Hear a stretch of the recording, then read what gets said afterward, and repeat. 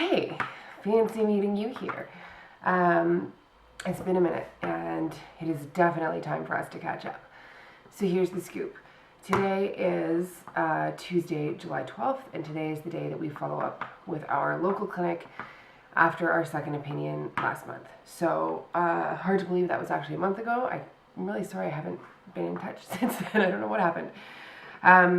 So here's what's gone on. Not a ton. Appointment is today. We need to sit down with her and go through the new protocol and see if she'll make the switch.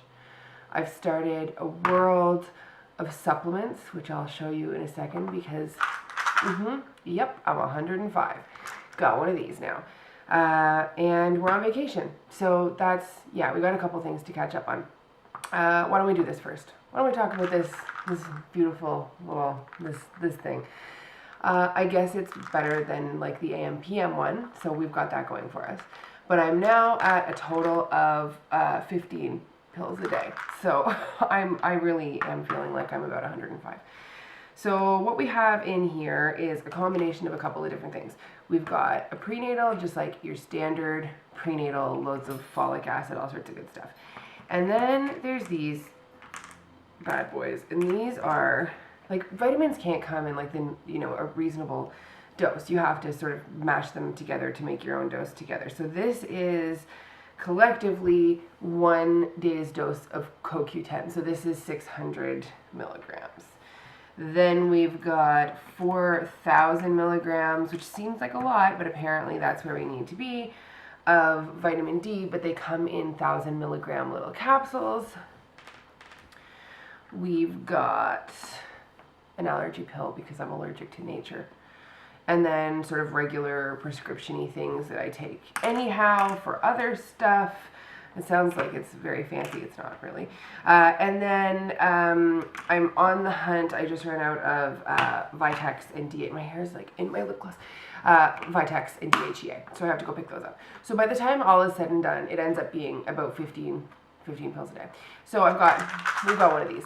But the royal jelly, the Vitex, the DHEA, the vitamin D, the CoQ10, all of those are things that either some of you guys have suggested or one of the million doctors I've seen has suggested, just to help with egg quality, because the guy that we saw for our second opinion was like, ooh, your eggs are going to be a nightmare. They've been beaten up. You need to do everything you can to help them. So we're doing what we can.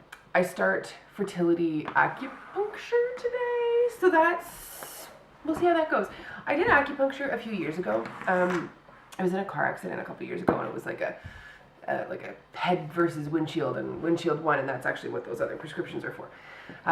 But I did acupuncture, and it really helped. Like more than any of the painkillers, more than the physio, the thing that actually seemed to give me the most relief was the acupuncture. So I'm hoping that it does the same thing here. Like it increases blood flow and decreases inflammation and helps with a little bit of like if you've got nerve pain, not that this particular use has nerve pain, but it's helpful. So at some point, maybe not like at the first appointment, but I'm going to try and get some footage of me with like a million needles in my everywhere so you can see.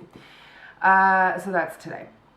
So those are the things that we're doing already in anticipation to try and make things happen, because it's 3 months to get your egg quality to change. Anything you do takes about 3 months to take effect. So if we end up doing the long loop arm protocol, we've got 3 months, but if we don't, we sort of wanted to get a head start and get the old eggs a-cooking.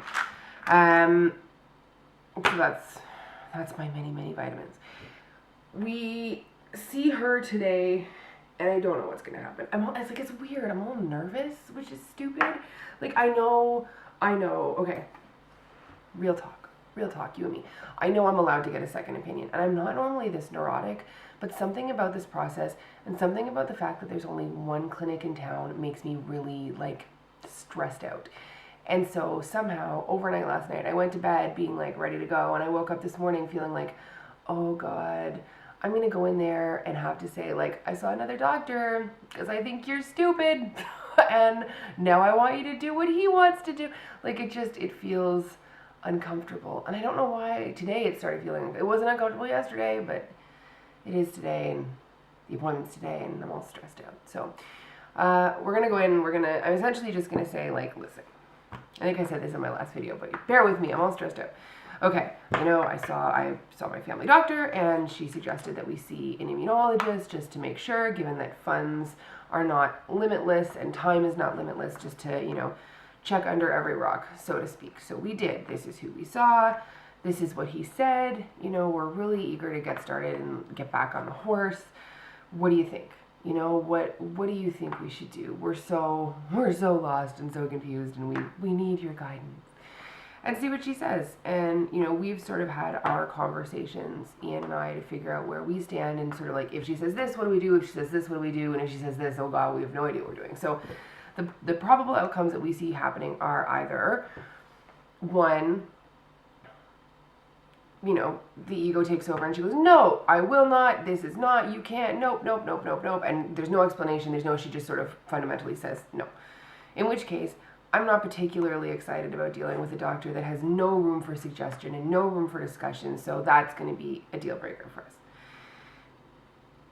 2, she says, that's a great plan, and I thought about doing that plan, but here are the reasons why not, and here are the reasons why I think, the microflare protocol is better. If she says that, and she has what seem like reasonably good reasons, I don't know, I'm not a doctor, I think our response is going to be like, okay, that sounds great. If it doesn't work, are you comfortable giving this a try next? Like, can we do the long loop run protocol as a follow-up if this protocol doesn't work? See what she says. If she says yes, great, let's go. And then option 3, she says, yeah, that's a super idea. I didn't realize that you were willing to take that much of a risk. We're worried that the long loop run protocol can put you into menopause, but if you're willing to go down that road, so am I. Off we go. Bob's your uncle, Fanny's your auntie. And off we go. So that's sort of, and then there's always like the option 4, like, could be anything. Who knows what fun life has in store for us today. It could be a totally other something. So that's kind of what we're thinking. That's kind of where we're at. And I just want to get started. Like, I'm going crazy. And like, I came across I have a little like bin, like plastic storage bucket thing. And I put all my IVF stuff in it on our last cycle. And it just like, an empty sharps container and a whole bunch of tips and needles. And I pulled it out because I was looking for something. And I was like, man, I miss doing stims. And then I, pardon, but you're doing something. Like, you're actually doing something. And it's so uncomfortable, but at least the discomfort is proof that something is happening. And all of this doing nothing is just causing me great amounts of discomfort. So that's that. We're on vacation. We're on vacation this week, which is pretty awesome. We are at the lake doing lakey things. The dog is loving it. Except, okay, so we're there in our super luxurious trailer. If you missed the trailer park video, I'll link below. But